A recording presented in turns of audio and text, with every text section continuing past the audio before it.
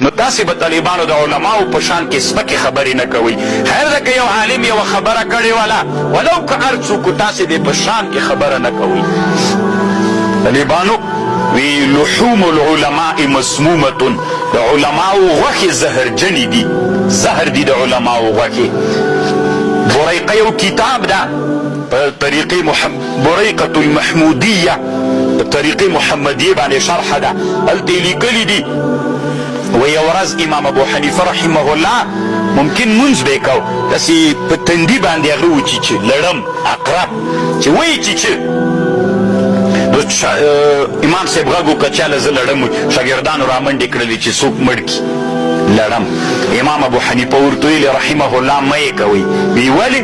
وی ځکه لحوم العلماء مسمومتون، دا خبره به ثابته سي چې د علماو غوښې زهرجنې دي. چې رښتیا ده دا خبر که دروغ ده، که رښتیا وي نو اوس به معلومه سي چې دا علماو د حق علماو غوښې دا زهر لري.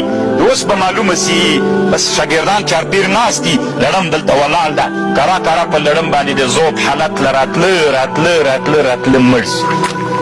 طالبانو ده خو عالم وچیچه، د عالم غوښه د ده دپاره زهر سوله، الله دی مړ.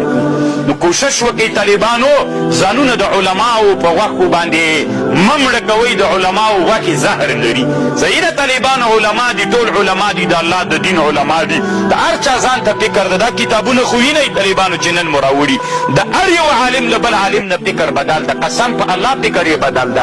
په رب العالمین چې طالبانو د هر عالم د یو له بل نه فکر بدل ده په دې موضوعاتو کې، نو چې بدل سو نو تا ته خو داسې نسي کېدی چې ټول په یو موضوع باندې نو ته به راجګېږي چې حاجي تا له رایې سره موافقه خبر نه وله، هغه ته دوه درې کنځاوې وروکړه او سپکې سپورې ووایه. لکه نن چې علما بعضې علما خپل شاګردان تربیت کوي همدې دپاره چې علماو سپکو ته یې کېنولي دي چې د بره ووایي او د نورو علماو طالبانو د علماو غوښې زهرجنې دي. خوښه مو که خورئ یې غیبتونه پې کوئ، الله عز وجل به مو د علم برکت نه نصیب کوي.